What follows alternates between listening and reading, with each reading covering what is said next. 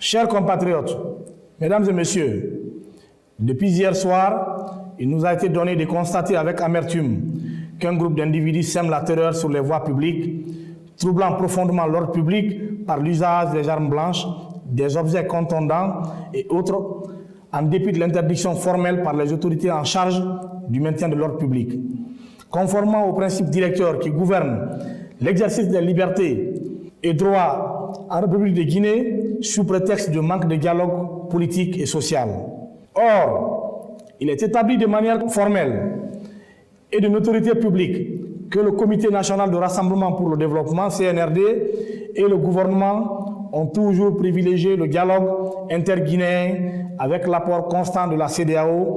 et du soutien inconditionnel de l'ensemble de la communauté nationale et internationale à travers les représentations diplomatiques accréditées dans notre pays. Cette volonté plus que vivante est matérialisée par la mise en place d'un cadre de dialogue suivant le décret 2022-427 PRG CNRD SGG en date du 19 septembre 2022 de M. le Président de la Transition, chef de l'État, chef suprême des armées, son Excellence colonel Mamadi Doumbouya. Dans sa vision de rassembler les Guinéens autour d'un idéal commun de développement et de promouvoir les échanges constructifs entre toutes les filles et fils, notamment celles politiques et sociales, avec pour toile de fond la conduite de la transition vers le retour à l'ordre constitutionnel. La première session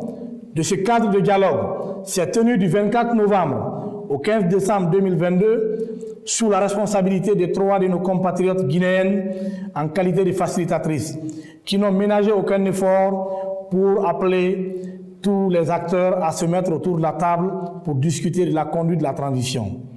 En outre, Monsieur le Premier ministre, chef de gouvernement, Dr Bernard Goumou, en compagnie des dites facilitatrices, s'est rendu successivement dans tous les états-majors des partis politiques et fêtières des organisations de la société civile pour exprimer la volonté du CNRD et du gouvernement à privilégier le caractère inclusif du dialogue. En rappel, au cours de ce dialogue, 13 thématiques incluant toutes les questions d'intérêt national ont été débattues. Des résolutions et recommandations furent adoptées par toutes les parties prenantes de façon consensuelle. Chers compatriotes, il vous souviendra que ces recommandations et résolutions au nombre de 35 ont pris en compte dans un rapport rendu public toutes les questions soulevées par les acteurs sociopolitiques pour le retour à l'ordre constitutionnel. Dans cette lancée, un comité de suivi a été mis en place par M. le Président de la Transition, son Excellence colonel Mamadi Doumbouya, pour la mise en œuvre effective et sans délai des différentes recommandations issues du dit dialogue. Le ministre de l'Administration du Territoire et de la Décentralisation précise le caractère permanent du cadre de dialogue qui sert et servira à tout moment à des échanges francs et ouverts entre toutes les organisations politiques et sociales désireuses d'y rejoindre sans remettre en cause les acquis. Dans le cadre du respect de l'exercice des libertés publiques de manière pacifique, le CNRD et le gouvernement ont procédé à l'ouverture sans condition des sièges des partis politiques et n'ont posé aucun obstacle pour la tenue de rencontres dans le cadre de leur activité, dans le seul motif de préserver la paix et la quiétude sociale pour une transition inclusive et apaisée. Chers compatriotes, malgré les efforts fournis par le CNRD et le gouvernement, des individus sans autorisation préalable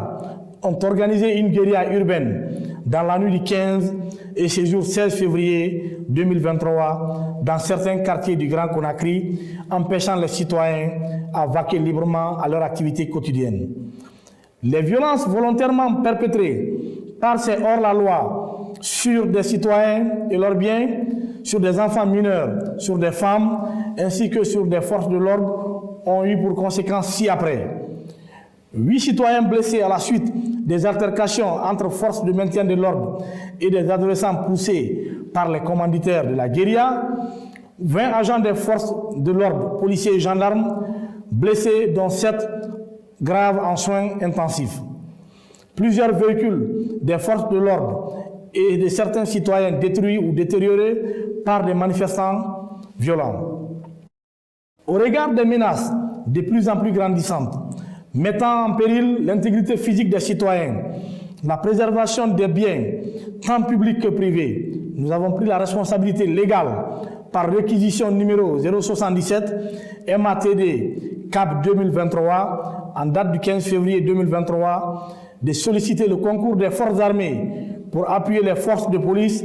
et de la gendarmerie qui étaient en difficulté de maintenir et rétablir l'ordre public, et ce, conformément aux dispositions des articles 28, 29 et suivants de la loi numéro 2015-09 AN en date du 4 juin 2015 relative au maintien de l'ordre public en République de Guinée.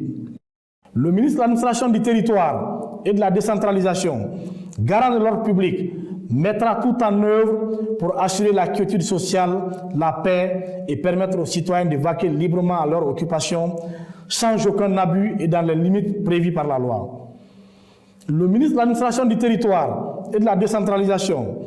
rassure le peuple de Guinée de la détermination du gouvernement à mettre hors d'état de nuire ces individus et à poursuivre les auteurs et les commanditaires de ces violences. Le ministre de l'Administration du Territoire et de la Décentralisation prend à témoin la communauté nationale et internationale de l'usage des méthodes appelant à la violence et à la déstabilisation du vivre ensemble des Guinéens par certains individus à partir de l'étranger pour tenter vainement de saper l'autorité de l'État et la paix publique avec le concours de certains acteurs politiques en violation de leurs obligations légales. Par ailleurs, en application de la loi organique L91-002 CTR en date du 23 décembre 1991 portant charte des partis politiques en République de Guinée et la loi L 2005-013 AN en date du 4 juillet 2005 régissant les associations en République de Guinée, les organisations politiques et sociales dont les responsabilités pénales seront établies par la suite des poursuites judiciaires par les autorités compétentes, se verront appliquer des sanctions allant de la suspension jusqu'au retrait de leur agrément. Chers compatriotes, le gouvernement a toujours prôné et privilégié la paix et le dialogue, car convaincu que c'est par la seule voie que tous les problèmes de la nation trouveront leur solution. C'est encore le moment de lancer un appel patriotique à toutes les personnes éprises de paix à faire preuve de retenue, de compréhension et de sagesse pour donner un succès à la transition qui est une occasion d'unir définitivement le peuple de Guinée dans un état de droit consolidé. Le gouvernement souhaite prompt rétablissement aux citoyens et aux forces de l'ordre victimes des violences et promet que justice sera faite conformément à la loi et dans toute sa rigueur. Vive la République!